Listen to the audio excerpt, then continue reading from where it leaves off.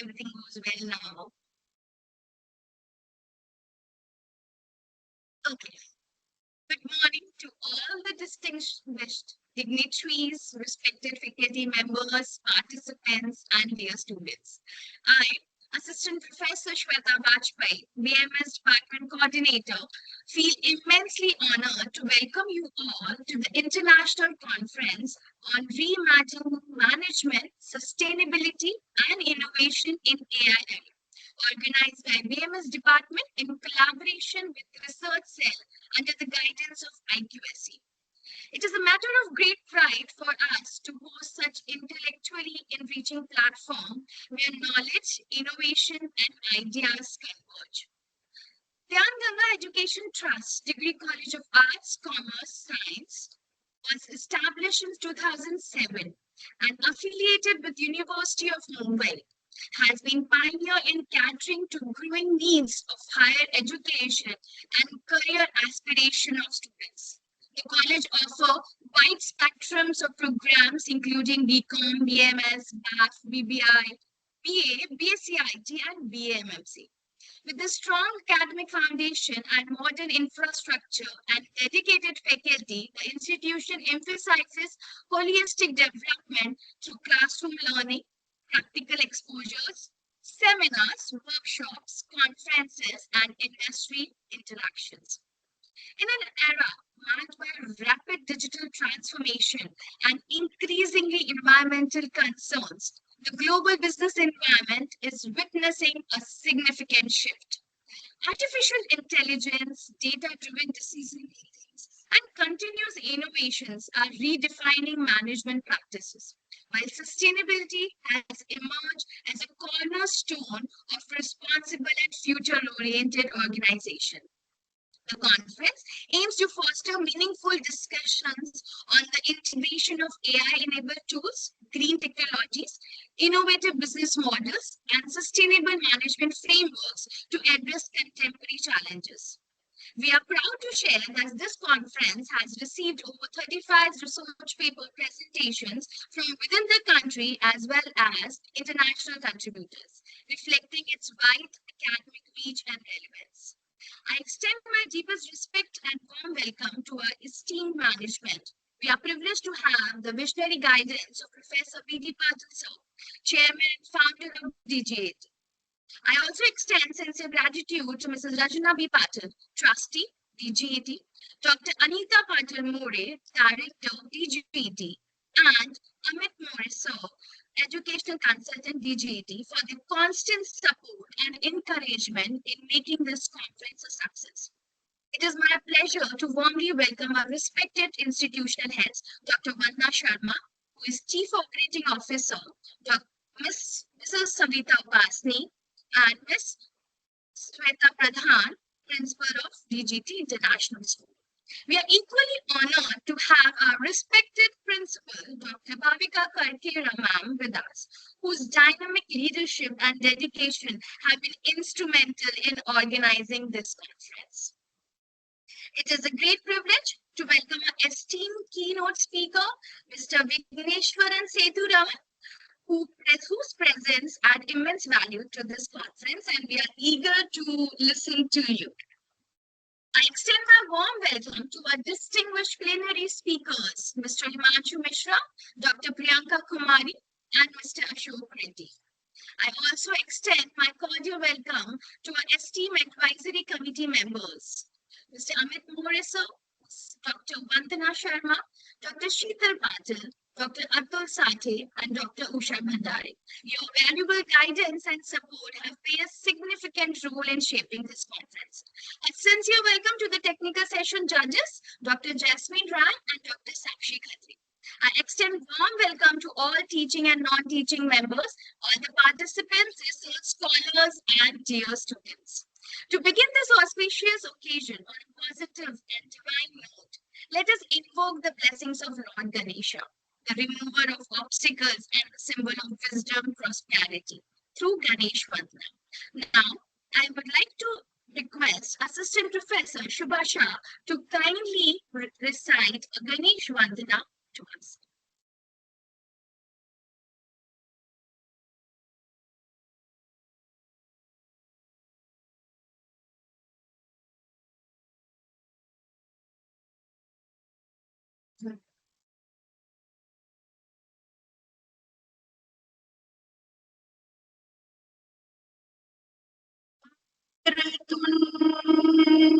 महाकाय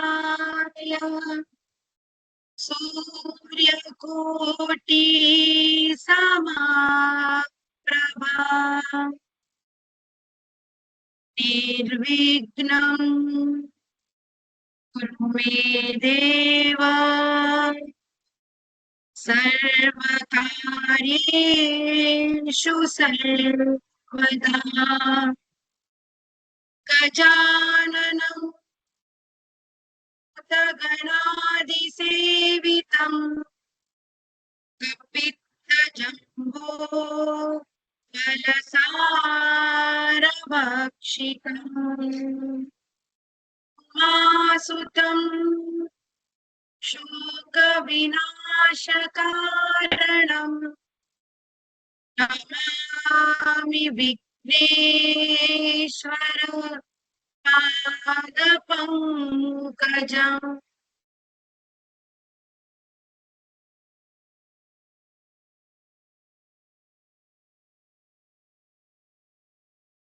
Audible. Very good morning to all of you. Yes, you're audible, Ms. Shweta. Shubha, sorry, my apologies. Very warm welcome and a very good morning to you all from myself, Assistant Professor Shubha Shah, Research Coordinator of our esteemed college, to today's international conference. I take the privilege to introduce Dr. Vigneshvaran Sethuraman, our keynote speaker and plenary session member for today's international conference. He is a business transformation and process excellence leader with 13 plus years of experience across consulting, financial services, trust, and safety. He holds a degrees in aeronautical and aerospace engineering and has a doctorate in business administration, along with certifications including Six Sigma, Master Black Belt, and Project Manager. He has trained 600 plus professionals in generative AI, prompt engineering through Cognizant's AI for Good initiative and was recognized as a 2025 Global Impact 100 Volunteer Champion. Passionate about learning and development, he is dedicated to helping others build skills and succeed in a rapidly evolving world. A very distinguished welcome to you, Dr. Vigneshwaran sir. Over to you. Thank you very much, Professor Shubha, for the kind introduction. Let me take a moment to share my screen and we'll get started.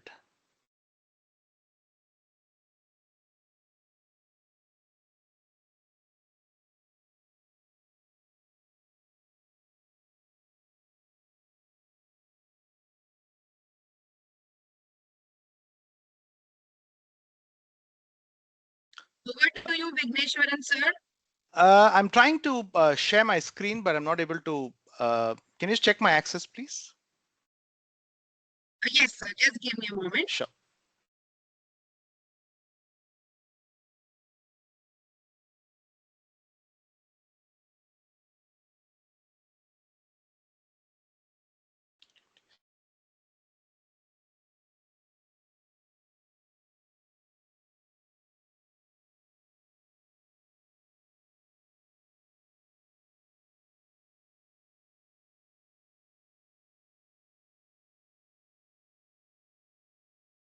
Sir, access has been granted. Right. Kindly check. Yes, I'll do that right away. One moment. All set? Yeah, just give me one moment, Yes. Ms. Shubha. Just a second. There's a bit of a glitch on my side, I think. Pardon me for that. One moment.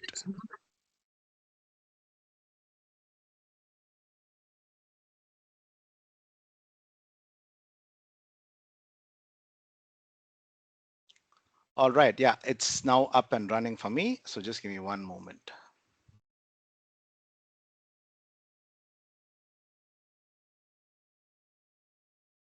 All right. Is that okay?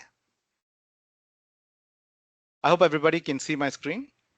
Yes, sir. Is it visible? Yes, it is visible. It is All right. visible, sir. One moment. Yeah. Just give me 1 second. I seem to be having some glitches. Give me one moment, Professor Shubha. Pardon me for that. I'm not sure why my screen is freezing. Just give me 1 second. I guess these are funny things that happen in online sessions, I believe. One moment.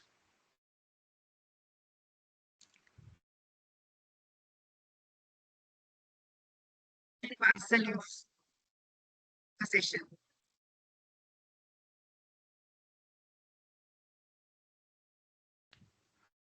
I hope everybody can see my screen yet. If I'm not, let me just try again. Pardon me for that.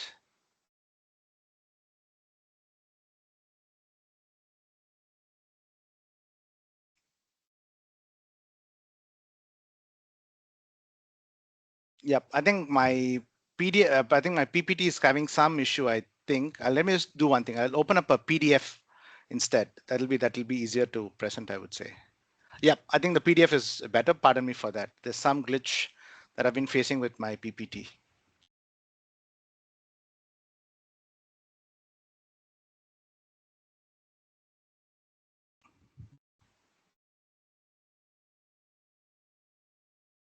All right, let's get started. I hope you can see my screen. So pardon me for the delay. Is everybody able to see my screen?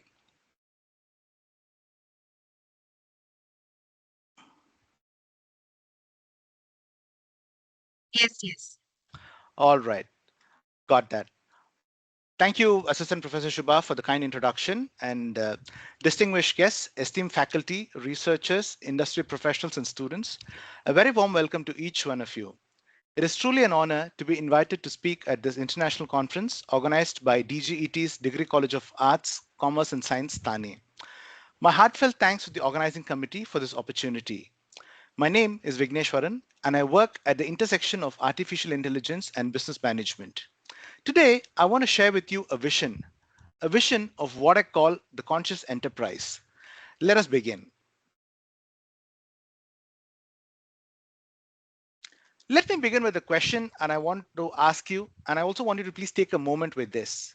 In the next 10 years, will artificial intelligence replace managers? Now, I've asked this question in boardrooms, in classrooms, in workshops with industry leaders, and the responses I get fall into two camps. One group says absolutely not.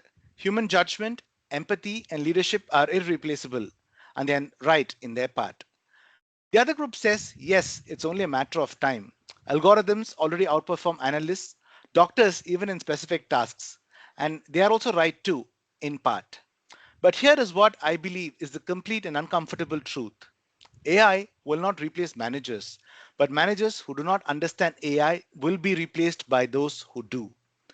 That one statement is why this conference matters. That is why this theme, Reimagining Management, Sustainability and Innovation in the AI Era, could not be more timely. Because the world we are managing today, the organizations, the teams, the strategies, the supply chains, they're not the same anymore, right? As described in textbooks that were written before 2020. They will look even more different by the time today's students take their first management roles. The question before us then is it not whether to engage with AI? The decision has already been made by the market, by regulators, by the technology itself.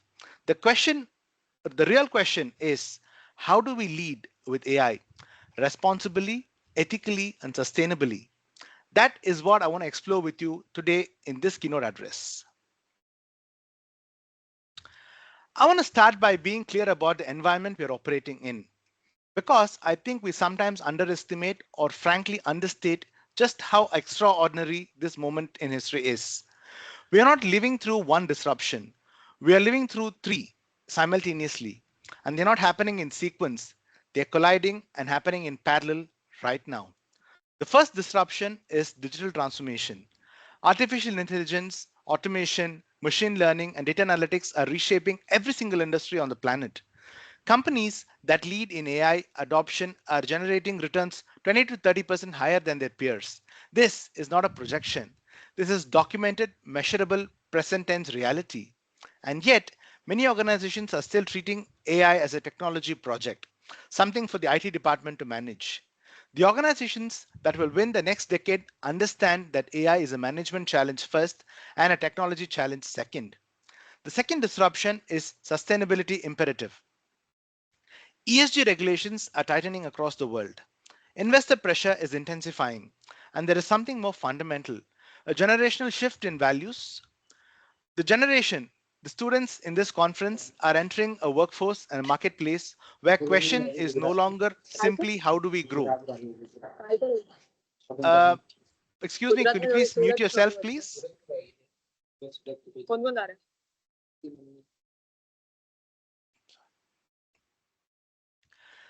The students in this conference are simply entering a workforce and a marketplace where question is no longer about simply how do we grow. The question is how do we grow without destroying the planet we are growing on. The shift in values is not soft, it's hard economic reality. Companies without credible sustainability commitments are already losing access to capital, talent, and customers, and that pressure will only increase. The third disruption, perhaps the most personal one in this room, is human disruption. The World Economic Forum estimates that 85 million jobs will be replaced by automation over the next 5 years. At the same time, 97 new million roles will emerge, roles that require skills and capabilities that simply did not exist a decade ago. The gap between displacement and emergence, 12 million roles that vanish for every 13 that appear, the gap is not merely as static. This is our great generation's greatest challenge, and if we are strategic and intentional about it, it is also our greatest opportunity. So now comes the question, how do we innovate boldly while leading responsibly? That is the question that sits at the heart of everything I want to share with you today. The question brings me to the core concept I want to share with all of you today. I call it the conscious enterprise. Now, I want to be precise about what I mean, because it is easy for language like this to become too vague or inspirational but empty. So let me give you a definition. A conscious enterprise is not simply a profitable organization. It is not simply an unethical one either. A conscious enterprise is an organization that uses artificial intelligence, not merely for efficiency, not merely for competitive gain, but for purposeful, ethical, and sustainable impact. It is a business that knows why it exists and uses the most powerful tools available to pursue the purpose with integrity. Here is the distinction I want to draw.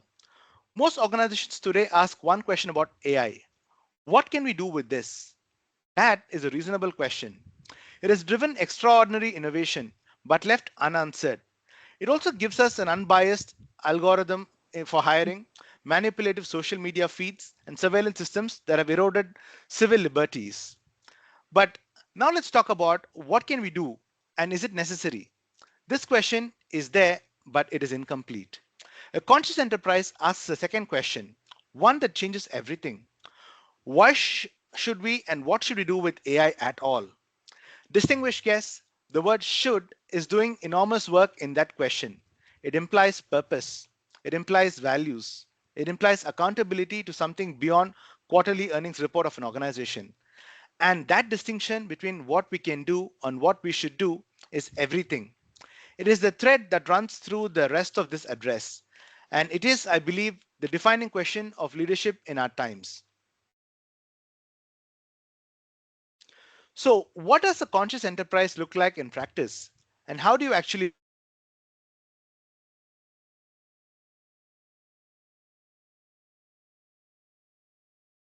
The first pillar is smart operations. This means deploying AI not just to accelerate processes, but to make them cleaner, leaner, and more sustainable. Using machine learning to reduce energy consumption in manufacturing by up to 40%.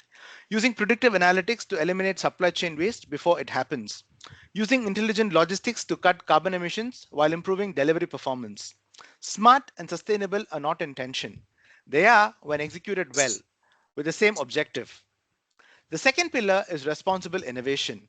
This means building AI systems that are transparent in how they make decisions, that are explainable to the people they affect. They are regularly audited for bias and corrected when bias is found, that are governed by clear ethical frameworks and held accountable not just to shareholders but to every stakeholder the organization touches. Responsible innovation is not a slow innovation. It is innovation that lasts because it is built on trust. The third pillar is sustainable growth. This means aligning technology investments with ESG commitments. environment, social, and governance sustainability commitments to be more specific.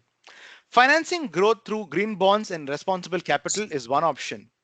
Measuring success not just in revenue and profit, but in carbon impact, community well being, and long term value creation. By pursuing the United Nations Sustainable Development Goals, not just as a PR exercise, but as a genuine strategic North Star, will be the key to progress further. Sustainability is no longer a CSR checkbox. It is a strategic AI powered competitive advantage that we should leverage on. Now, let me show you what Pillar 1 looks like in practice. Not in theory, in the real world with real organizations producing real results. Manufacturers around the world are now embedding machine learning algorithms directly into their production lines. These systems monitor energy consumption in real time, identify efficiencies invisible to the human eye, and automatically adjust operations to reduce waste. The outcome consistently is a reduction of up to 40% in energy use, with no compromise on the output quality or volume. This is not a trade off between sustainability and productivity.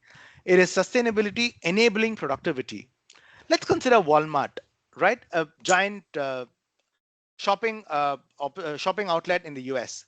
Their AI powered demand forecasting system processes data from thousands of stores across dozens of countries in real time. It simply just does not predict what products will sell. It anticipates exactly how much and precisely when to minimize overproduction and spoilage.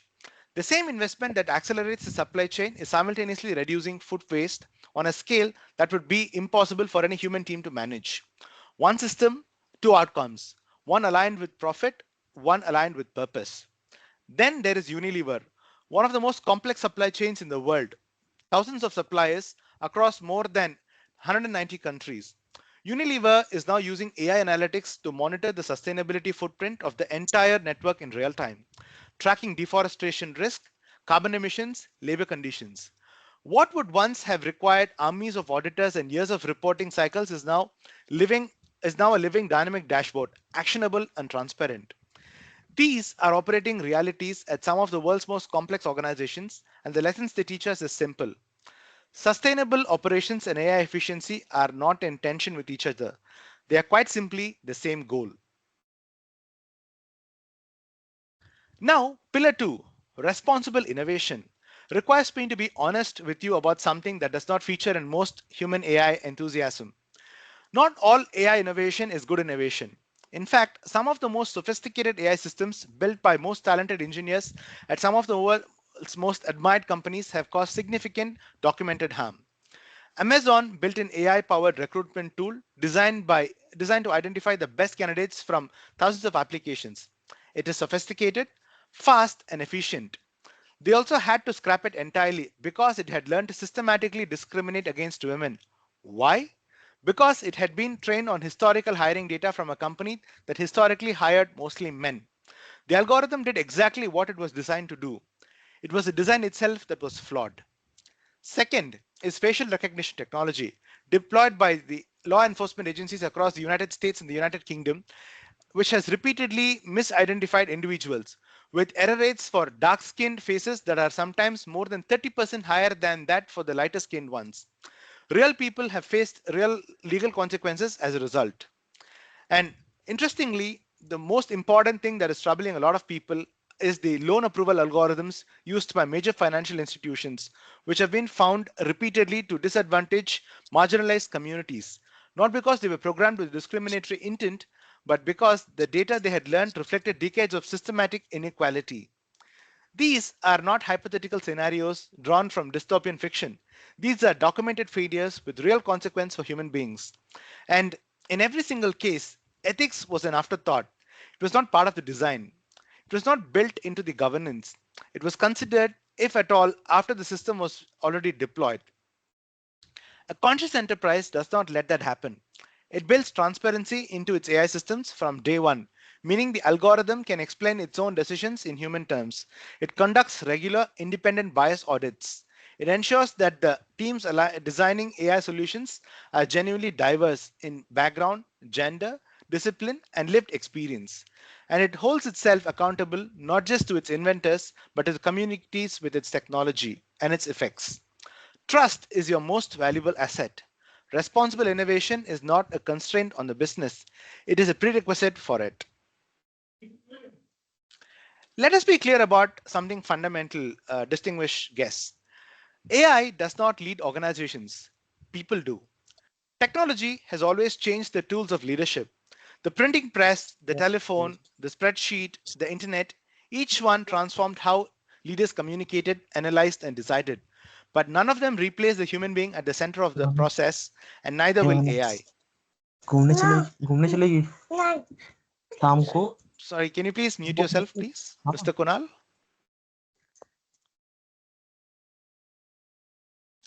What AI does change profoundly is what leadership look like. The skills that were most valuable in a manager 20 years ago are not the same skills that will be most valuable in a manager 20 years from now. We are shifting from managing tasks to managing outcomes because AI can automate tasks with extraordinary precision.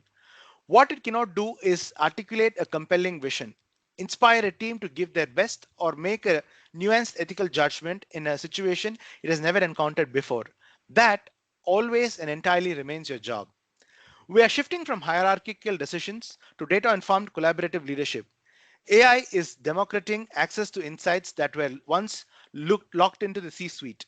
A first year analyst with the right tools can now access real time market intelligence that would have required a team of consultants and months of works a decade ago.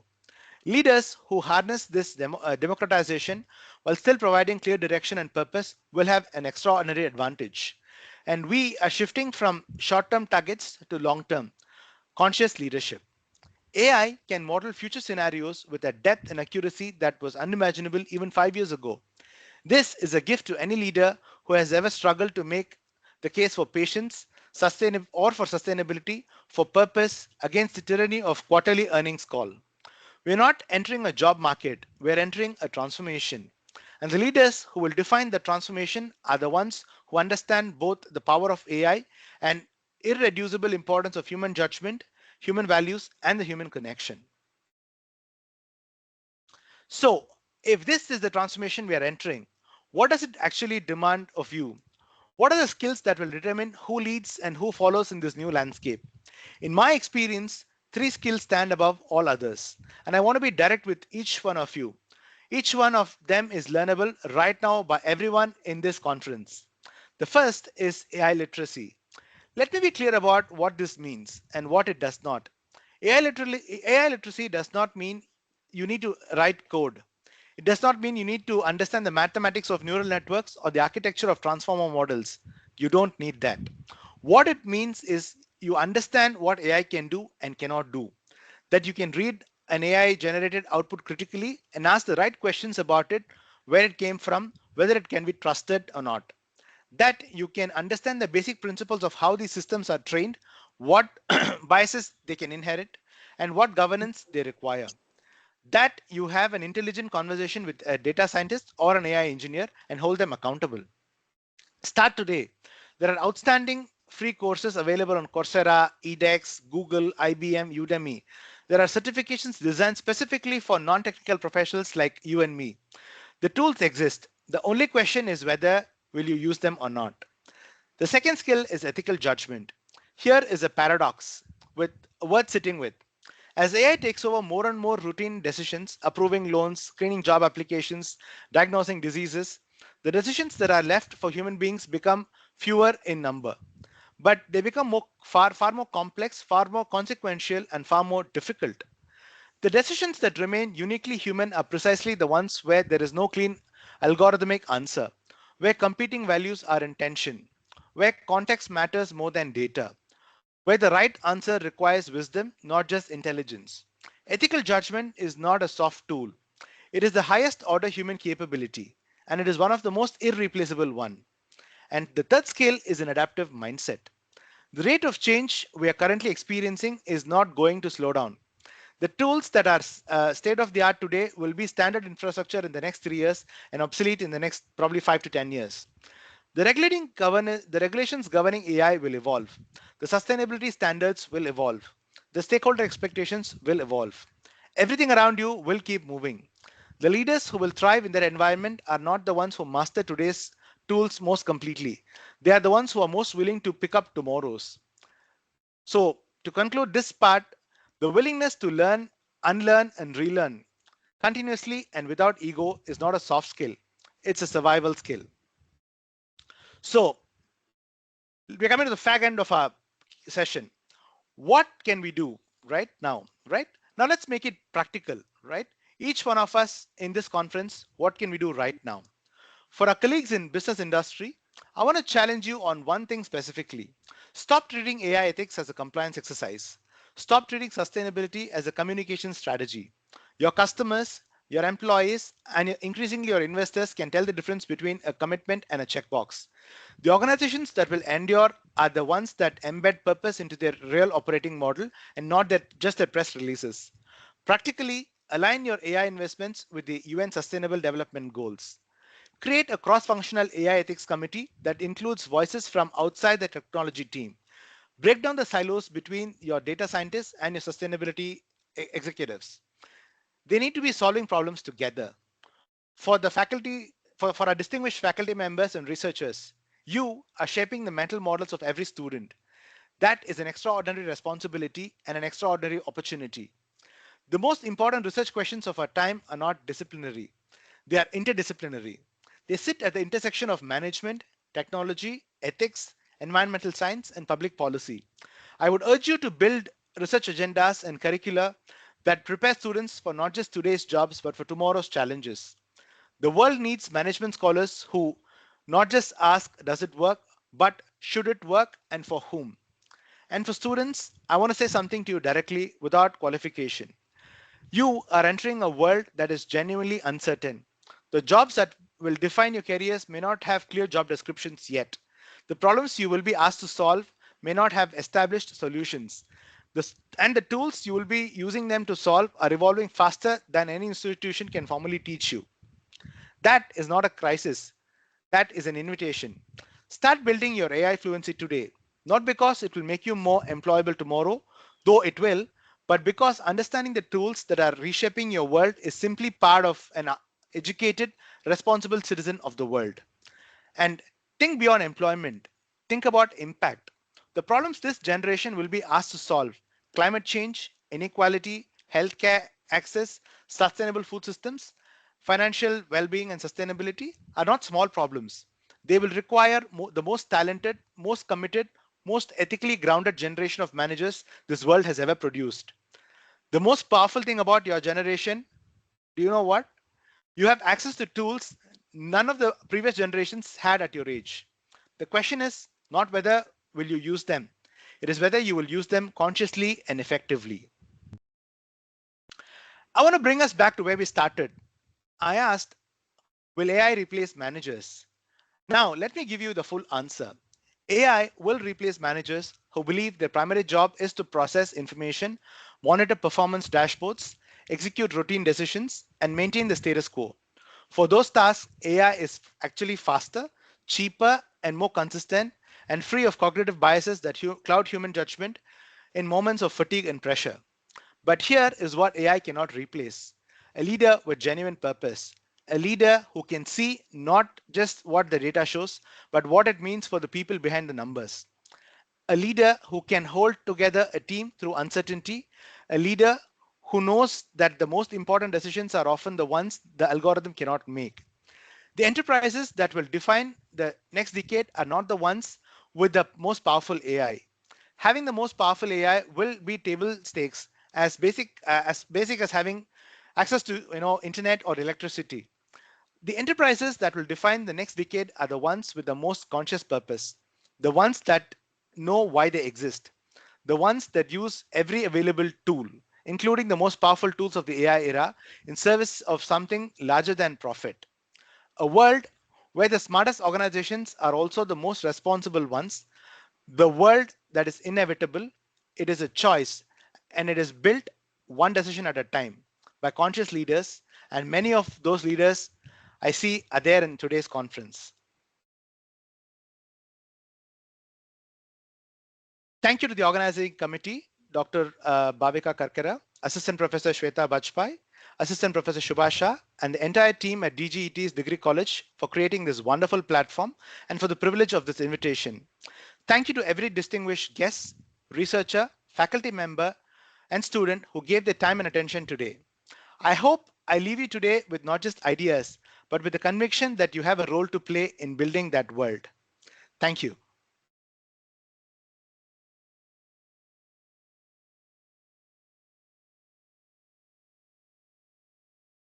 Am I audible, everybody? Yes, Professor Shubha, you're audible.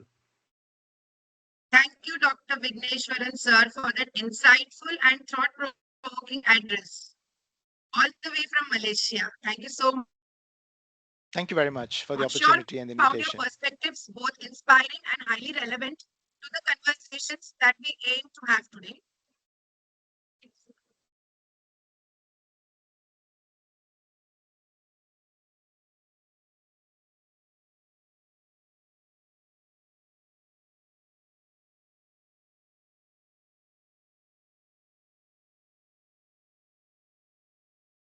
I kindly request everyone, all the participants, to kindly switch on their cameras and flash their beautiful smiles so that we can capture the memories together.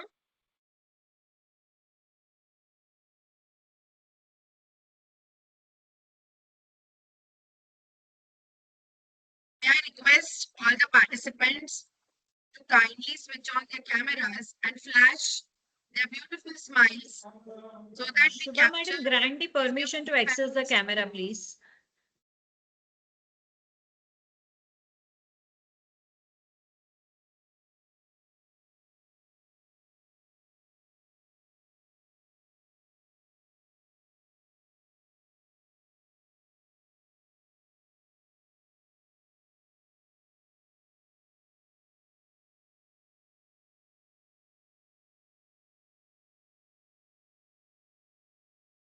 Everybody is able to access the camera now. No.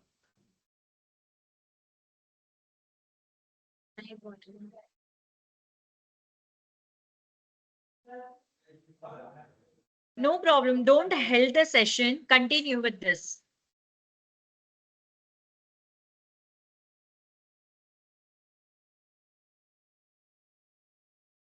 Sampada ma'am, are you done with clicking the photos? One more I have to take. Kindly.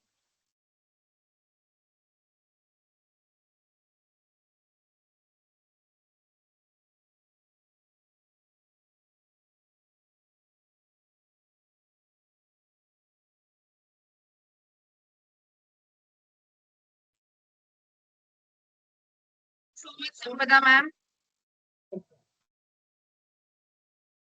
Thank you, all participants. You may now switch off your cameras if you wish to. If you wish, you can keep it on.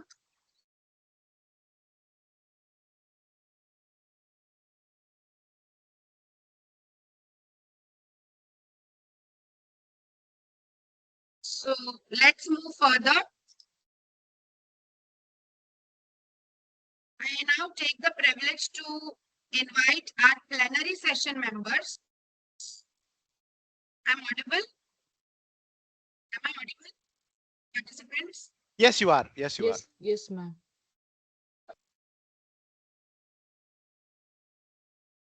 To introduce plenary session.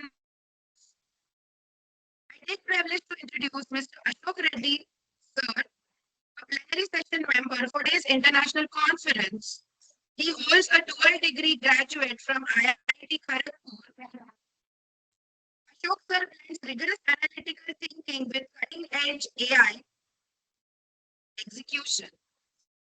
Certifications in AWS machine learning and cloud, and more than 8+ years of hands-on experience, he has built and deployed end-to-end solutions across generative AI, machine learning, and deep learning. From pioneering one of the first GPT-4 powered airline chatbots in the Middle East to driving personalization systems that boost conversion by 30%, Ashok sir operates at the intersection of theory, scale, and business value. Ashok sir's work spans NLP, predictive modeling, and AI-driven automation, turning his data into intelligent real-time decisions. Mr. Ashok Reddy sir is currently working as a data science manager with Accenture Dubai. A very privileged welcome to you, sir. I take to introduce our next plenary session member, Dr. Priyanka Kumari. Dr. Priyanka Kumari, for today's international conference, she is an associate professor, head of the Department of Commerce and Management at DPG Degree College, Gurugram. She currently serves as a Dean Academics with over 14 years of experience in teaching, research, academic leadership. She holds a PhD in management from LNMU, Darbhanga, specializing in public finance, healthcare sector. Her research interests include green finance, financial inclusion, CSR in banking, capital markets, and public finance. She has published 20 research papers in reputed journals, 3 chapters. She holds 2 patents in financial technology.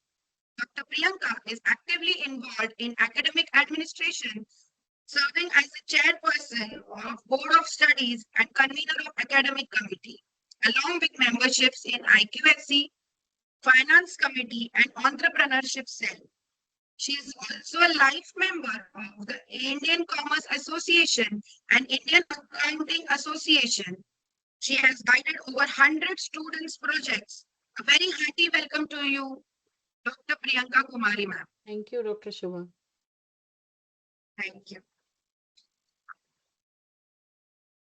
Now I take honor to introduce our next plenary session member, Mr. Himanshu Mishra, sir, for today's international conference. He is a banking professional and a management graduate with extensive experience in financial inclusion and digital innovation.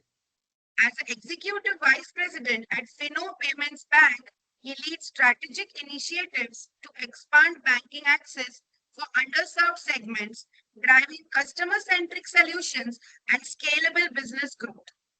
Alongside his corporate role, he is pursuing a PhD focused on corporate governance and financial disclosures.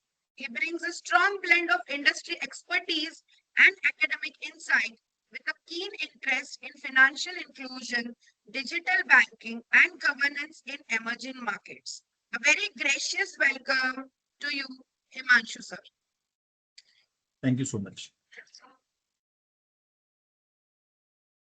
Now the platform is open to you all for plenary members for discussion.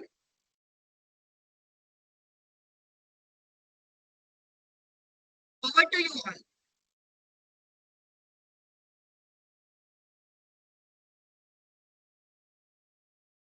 all. Mr. Himanshu, how about we start with you? I'll probably I'll play the role of a moderator, come a co-person. We'll have the session interactive as much as possible. I've got a couple of questions that I'll shoot, and we'll start with that. So, Mr. Himanshu, what do you think about AI in today's world? We're at the intersection where sustainability is a bigger concern, and a lot of organizations, especially, are looking to go for sustainable initiatives and stuff because the regulations coming in, government regulations coming in with sustainability as a priority in today's world. What are your thoughts on AI and sustainability in this emerging world? So, good morning all once again. Before I start, I would really appreciate the way you have covered the topic, Vigneshvaran ji. Thank you very so much. It was Mishra ji. very much elaborated. And with Fino, I'm also having opportunity to work with AI implementation, as well as right now I'm heading as one of the project that is ESG also. So that is the blend where AI plus sustainability or responsibility goes hand in hand. So these two pillars, what we are talking about, one is the artificial intelligence, which is being talked about so much, and the urgent need for sustainability. So earlier the management was about efficiency, the profitability, but nowadays it's about balancing performance with the responsibility. And AI is just no longer just a tool; it's a transforming decision making itself. It helps us predict outcomes, improve efficiency, personalize experience as well at the same time. But the real question is, are we using AI just to grow faster or to grow more responsibly? Is what you also asked is, and on the same time, sustainability is no longer optional or symbolic, which you also mentioned while talking about the subject. So it's now a business necessity, a risk management framework, a driver for long-term value. And organizations that embedded sustainability into their core are the ones who will remain relevant and resilient, is the my take uh, on this. And Beautifully said. Beautifully yeah, yeah, said. correct. And especially the opportunity for India is the for the country like us. It's a unique opportunity with rapid digital growth. What we are having, and we are having so many examples also across the world to give on, especially on the banking side, be it UPI or UIDI, so many other things which are where we are demonstrating strong to the world. But with that strong entrepreneurial momentum, we can build a AI-driven inclusive system in parallel, because for to create a sustainable business models, lead in responsible innovation is the need of our, is my take. Well said, Himanshuji. I think that's a very valid point. Let me now take a call with Mr. Ashok. Data is everything, right? Everybody's Yeah. talking about data, number crunching, and everybody wants to talk about AI ML models. But how easy is it? I'm asking it from a non-specialist audience, for the benefit of audience. From a non-specialist audience perspective, what do you think should people look at in terms of upskilling themselves? Because today everything, we need data to define, and I'm pretty sure Dr. Priyanka will very much agree with this also from an Yeah. academic perspective. So how do you think we should upskill ourselves in terms of being relevant with data and numbers, and how could this help improve and enhance our AI reliability and relevance in today's world? Yeah. So, thank you, Vigneshvaran, for giving the extraordinary presentation. So before straightforward to your question, right? So I will just take 2 minutes Please. to basically give the overview about the theme. If you look at the broader theme, right, on AI and sustainability in management, so the biggest shift is AI is no longer just a capability. It's becoming a operating system. It's like a OS for modern enterprises, and it influences every function from strategy to execution. So if I take one real world example, right? Recently we got one proposal saying that, okay, there is a 2 month assessment that you guys needs to do to assess one of the digital channels for a client in Saudi Arabia. Traditionally, how we used to do, we used to go to their website, understand what all the capability that website has, what is the pitfalls, blah blah. So we used to do the complete assessment, and it used to take months, more than 3 4 months. But after what we did is, okay, as soon as we get the proposal, we have access to so many tools. We have access to the major version of ChatGPT Pro, as well as Claude Code, Replit, what else, Lovable. There are so many applications. So immediately we didn't go in a traditional way. What we did is, okay, let's jump into the agentic way.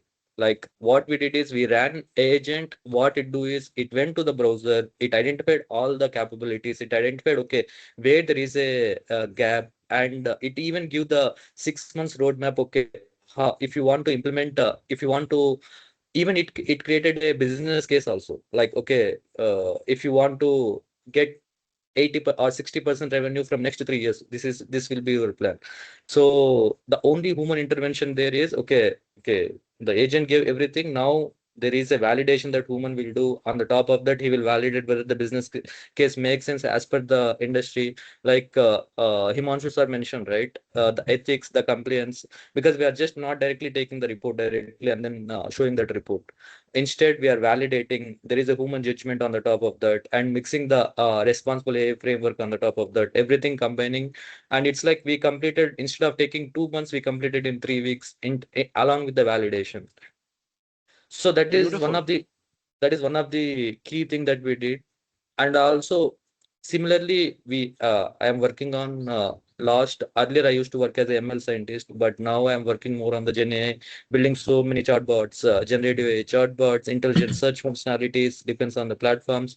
But what I want to say is to the younger generation, understand the code is important, because at the end the systems will generate the code, it will do many things, but understanding the code, because system will give the code. Suppose if there is a glitch, then again you need to ask the system. But if you don't understand the system, understand the code or the basics of that, then it will be difficult for you to debug. That's where the vibe coding roles are becoming more, where you understand the code but you are not doing it from the scratch. Already 90% of the code is generating by the systems, and 10% you are reviewing and making sure you are adapting to as per the business case or as per the functionality. So Very well said. Very well said. my just key takeaway is, organizations that succeed will not just adopt AI, they will integrate it responsibly into their code decision making, and also while balancing efficiency, ethics, and sustainability also. That brings me to a very important point to ask the both of you gentlemen. Human in the loop is something that Mr. Ashok just mentioned.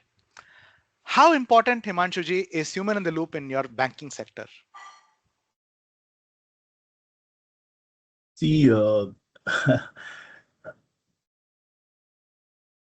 especially our job, what we are doing, we are having so-called we have been known as a fintech company earlier, and then we transformed into a bank, and that fintech is there in the core of our heart when we started.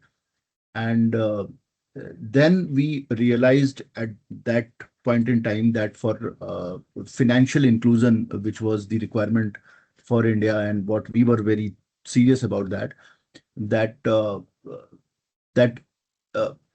100% core digital solution would not work, and there was a need for physical solution what we wanted to work on, where that physical and digital approach can be merged together to serve what we wanted to, rather to take banking till last mile. And then one question where that it's a human extensive work which is there, that is on the other side of core banking, what we were doing, where the huge count of manpower which was required to take the banking till last mile. On the same time, AI is having its own limitation with when it comes to the usability, uh, that monotonous. So another example which I wanted to quote is, uh, being a fintech at the core, we always thought that that every function we are the experts here when it comes to tech, or until unless we find any glitch in any of the process, we don't bring that process for any of the upgradation in tech or requirement of ML or requirement of AI. So what we also did is to form a small team within the bank who was sitting with every damn department in the bank, and we analyzed the every process as which all process we can push towards the automation or the monotonous job whatever we have. But there are many extreme or many functions where the monitoring the human in the loop, which is very very important. So one side of business where that huge force of manpower which was required to take the banking till last mile, when the digital and the physical work was being taken care of, and on the other side, whatever the backend support or the functions what we do as a bank, it was also important to understand what we can push towards AI, and where all the human are there in the loop, because that is must, and especially where you are governed with lot of compliance and lot of regulatory pressure. Human has to be there in loop, Vigneshwaran. Totally agreed, Mr. Himanshu. Yes, Mr. Ashok. Yeah, so I want to share one of the example where we implemented human on the loop also. Like, Mhm. as you know, right, for airlines we built the chatbots. So initially, when we went in 2023 itself, we went production for some of the airlines where we implemented Gen AI chatbot using GPT-4. Mm. But we got a feedback from the customer support saying that your bot is hallucinating sometimes. Agreed. Like, uh, it's saying international passengers can get 25 kgs baggage instead of 30 kgs, because somewhere wherever we gave the rag documentation, it is incorrect. Sometimes it is incorrect, and it is confused between two different variations of data. So that's where then, since we got that as a feedback, then what we implemented is we put a score. Based on that score, whenever that score is below 70%, then the response will not directly go to the customer end user. It will go to the customer support. They will review. If the response makes sense, then only the response will go to the customer. So that is one way of how we implemented human in the loop for chatbots. Similarly, we implemented for one of the government client in Qatar. What we did is, they want to do a digital transformation, entire digital transformation. So starting from business requirement generation, user stories creation, and then test cases generation, code generation, UI generation, everything. So we try to adopt wherever we can use the AI, we try to adopt. At every stage, we didn't say that this is the final product. So if user stories, product team needs to come and review the user stories, then only it will hand over it to the development team. So everywhere we are making sure human is in the loop, so that autonomous decision is not happening through AI, and someone human is taking the decision before going it into the production. Very well said, Mr. Ashok. So, the word of ladies and gentlemen who are present in the conference, two things for to take away for us. Mr. Ashok just mentioned about the confidence level. For example, if the baggage allowance is 25 kilos or 30 kilos, what is the confidence of that value? Okay, if say greater than 90%, okay, then okay, I can go give this answer. If not, if it's less than 80%, I cannot. If for management students, I think if you guys are doing your research work, you'll be hearing about these terms like Cronbach alpha and all. So it's quite similar to that. Same approach is what is being used here as well. Which now directs my question to Dr. Priyanka. How is AI seen among your students? I believe a lot of them are using AI to write assignments and stuff. Yeah. So how do you see that? And what is your thought for feedback for them? Okay. Just first of all, I want to say sorry because there is a No network problem. issue from my side. And good morning to one and all present here. And I should be like to thanks to the organizing college Gyan Ganga Education Trust of Arts, Science and Commerce, Thane, Maharashtra, and all the members for inviting me as a plenary member for this session. So, sir, you have rightly asked the questions. Students are not using properly the AI because they are misusing more in comparison to the study. They are taking disadvantages from the AI rather than taking the advantages, and they are not focusing because the one reason is that they need to be upskilling about using of AI. AI is very very important nowadays for each and every sector. It is important for, and the sustainability in the AI era of AI is also important. But when we are talking about the student perspective, rather than they are using it friendly, they are using misusing it more.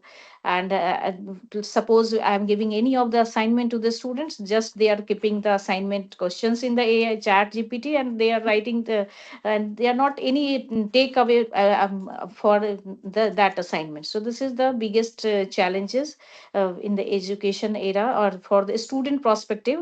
Because the depth knowledge, they are not gaining the depth knowledge about the subject matter. So my perspective is here, they must be skilling is required about the AI. Now upskilling for the AI, use of AI is also necessary. And a student must be aware the ethical practices about the usage of AI. Data privacy, ethical practices are the challenges nowadays. And there are many cyber security crimes, and crimes are happening every day only because of the AI is giving the footprint of each and everything.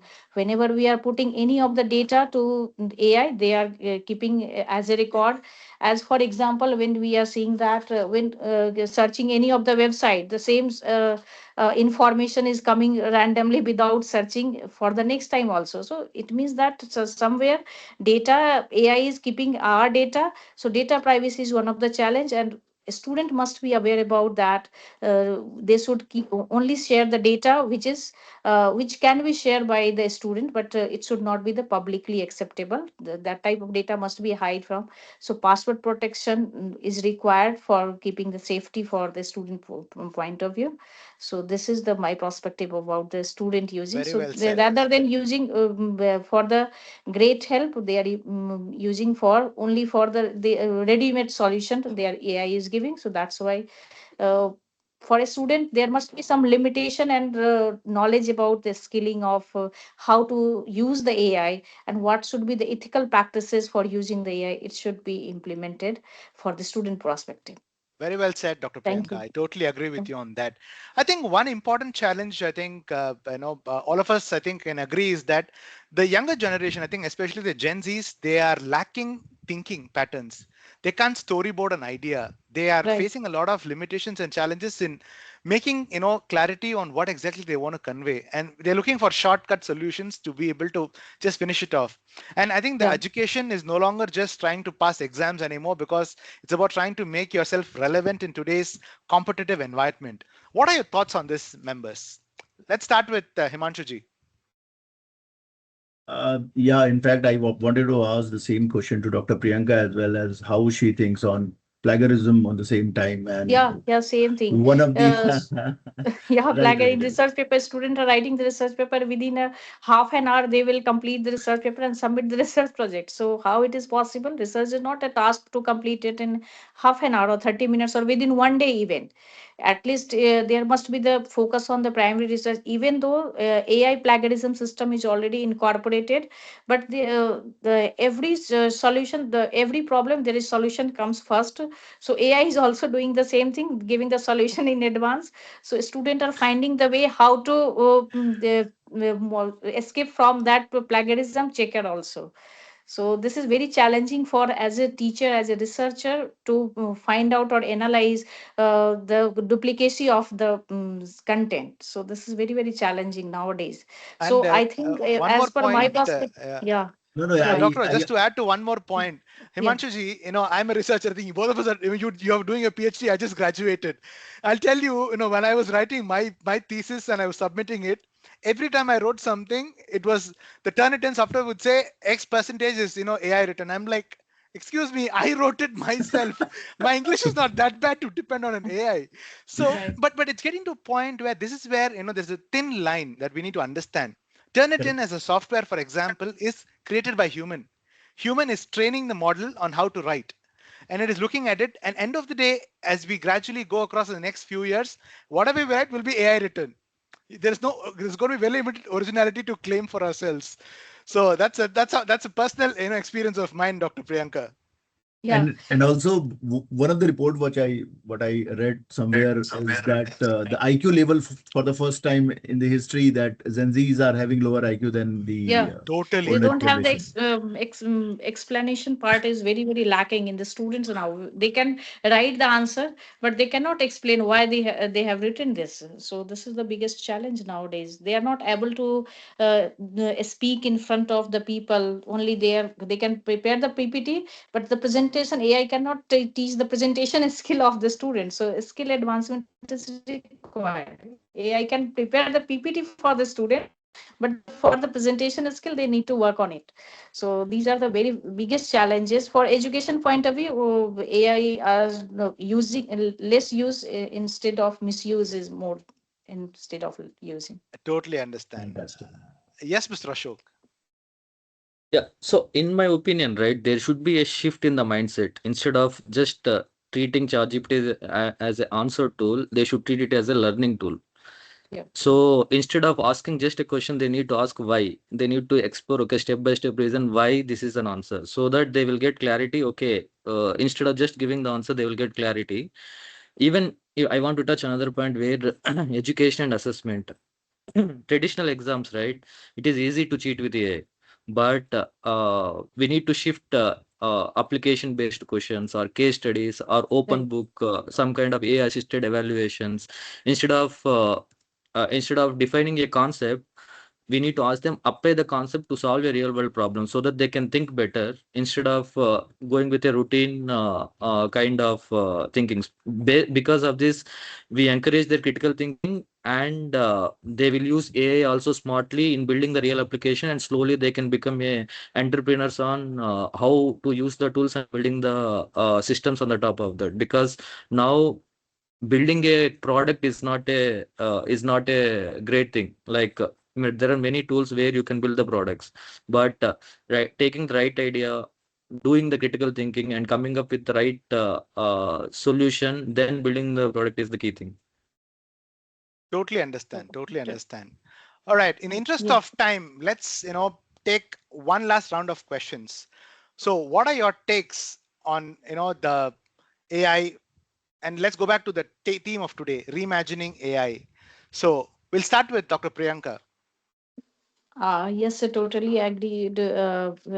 Whatever the discussion is held on the AI based, and now as the theme is reimagining the management sustainability in the AI era, so it is very challenging aspects for the management and the organization also how to sustain or maintain the sustainability in the era of AI. So they must the manage we have summarized it for the 6 point in the area of the 6 point. The management must be changed their traditional approach to the modern approach of innovation. Adaptability should be there. And the second thing is a strategy for the adoption sustainable strategy for surviving sustainability in the age of AI.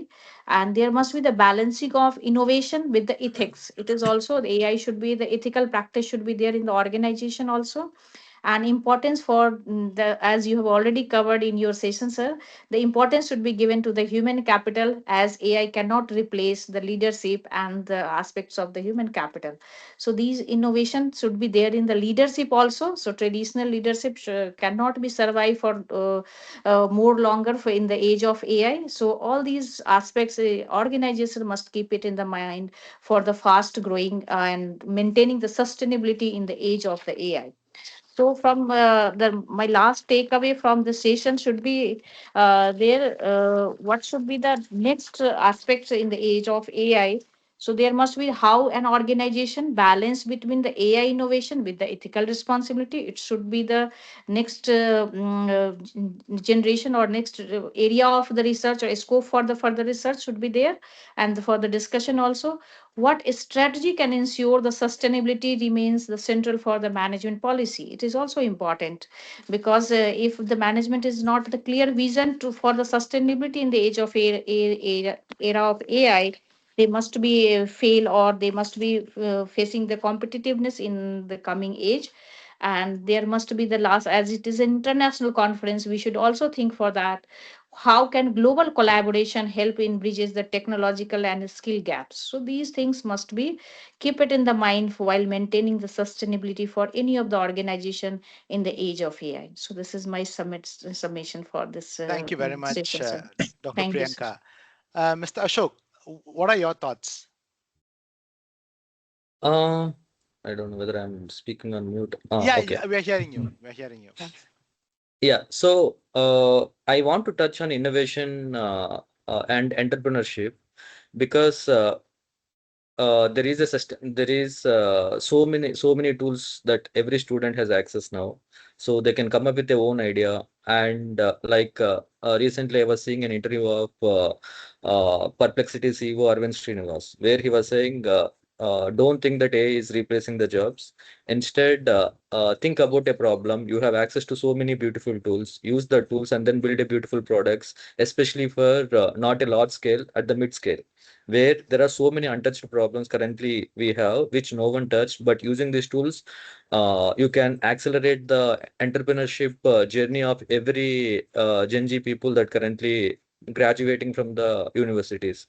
And again, he said one more thing, that ethics and compliance is the must and should that everyone should, even in the as a course or as a framework, that everyone should follow before implementing anything. Because Priyanka ma'am said that they should not misuse the AI. Right. Instead, they can use the AI responsibly so that the products that they are building is making sense to everyone. Thank you very much, Mr. Ashok, for your thoughts. Himanshu, sir. So just one line statement that future of management will not depend only on how advanced our tech is, but on how responsibly we are going to use it. Very well Thank you. said. Very well said. So I'll just, end this session with an interesting, encounter I had with finally a student. I was in a, giving a webinar last week at another university. This girl comes to me and, she said, sir, I'm a final year management student. Look very sharp, well read, genuinely impressive. And she said something that I could not stop thinking about. She said, I feel like I'm training for a race, but no one tells me what the track looks like. This is a very genuine question. I think Dr. Priyanka will also be facing from her students Yeah. as well. Same thing. I think Professor Shweta is also here. She's also going to be having the same questions as well here. She's right, and she's not alone. That feeling of preparing for a hard, hard for a world that keeps shifting rules is shared by students and also senior executives like us, Himanshu sir and Ashok sir. So the track has been genuinely changed, and it is faster than most of our institutions that have been able to keep pace with. I think the track is actually visible if we are willing to look at it clearly. I guess that's what I've tried to cover in my keynote address and also during our discussion just now. So we can see the track clearly visible. If we have the patience to look at it, and we have to be very clear that it's not a smooth, predictable circuit. It's a terrain that is uncertain, fast moving, and genuinely consequential. But here it's what I'd like to say about the terrain, right? It does not reward the fastest, it rewards the most sure footed, the ones who have developed judgment alongside capability, who understand technology and the values it serves, and the ones who can move quickly and thoughtfully at the same time. Thank you very much, Mr. Ashok Reddy, Mr. Himanshu Mishra, and Dr. Priyanka for your inputs. And I'll pass it down to now Professor Shweta to conclude. Thank you so much, Thank you Dr. so Vignesh, sir. Thank you. Thank you so much. Really, it was a very insightful and thought-provoking discussion which you all plenary members did. And definitely, AI is now growing and it is growing rapidly. And as Vignesh sir said, that it is how we accept it and further with it. Without any further ado, I would request our IQAC coordinator, Assistant Professor Tina Kodian, to kindly propose vote of thanks. Over to you, Tina ma'am. Hello. Am I audible? Yeah, very much. Yes, ma'am. Yeah. Yes, ma'am. Okay. It's 11:59, so I will say good morning, everyone, still. Okay. Okay. So it was a wonderful session. Uh, Thank you is a prayer that cannot be seen or touched. It must be felt by heart. Distinguished dignitaries, esteemed speakers, dedicated researchers, enthusiastic participants, and the hardworking organizing committee. On behalf of Gnan Ganga Education Trust, Degree College of Arts, Commerce and Science, I, Assistant Professor Tina Kodian, the IQAC coordinator, takes great pleasure in delivering the word of thanks for our international conference titled Reimagining Management, Sustainability and Innovation in the AI Era. First and foremost, I sincerely thank the keynote speaker, Mr. Vigneshvaran Sethuraman, sir, for your valuable insights. Your words have truly set the tone and inspired us all. You have rightly said that AI will not replace the managers, but the managers who do not consider or understand the AI will be replaced by those who do. So, and the world is also built by the conscious leaders. See, these two are the major takeaways I feel from your session. To our distinguished speakers and panelists, Mr. Vigneshwaran Sethuraman sir, Mr. Himanshu Mishra sir, Dr. Priyanka Kumari ma'am, and Mr. Ashok Reddy sir, thank you all for sharing your expertise, thought-provoking ideas, and latest trends in the AI field and sustainability. Your contribution have added immense value to the conference and sparked meaningful discussion that we hope will continue beyond today. Our heartfelt thanks to the technical session judges, Dr. Jasmine Roy and Dr. Sakshi Khatri, for their expert evaluation and for ensuring productive sessions, which will be held shortly now. A word of appreciation to the advisory committee members, Mr. Amit More sir, Dr. Vandana Sharma ma'am, Dr. Sheetal Patil ma'am, Dr. Atul Sate sir, and Dr. Usha Bandari ma'am. Thank you for providing academic and strategic guidance for the conference. Your expertise has lent credibility, supported key decisions, and strengthened the event's overall success. A heartfelt thank you to Professor P.D. Patil, the chairman and the founder of DGT, for his visionary leadership and constant support. Your guidance continues to inspire and empower us all in our academic pursuits.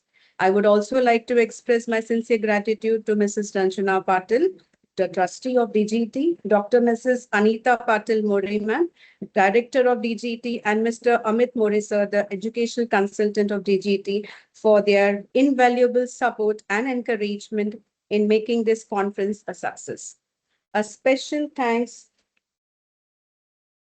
We extend our deep appreciation to our principal, Dr. Bhavika Karkera ma'am, whose innovative leadership and dedication to academic excellence have been instrumental in shaping this conference. Thank you, ma'am, for being a constant source of guidance and strength.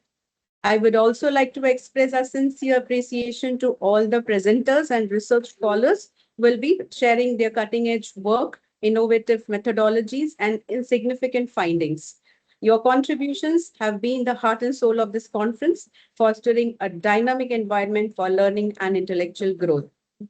I also extend my sincere thanks to the technical supports team who have ensured seamless support and smooth technological operations throughout the conference. An event of this dimension cannot happen overnight. The wheels started rolling months ago. We have been fortunate enough to be backed by a very motivated and dedicated organizing committee that has been meticulously planning and executing the everything the smallest of the smallest thing to make this conference a profound success. Last but not the least, I would like to thank all our students who have been a wonderful audience today to absorb all the knowledge and expertise being shared.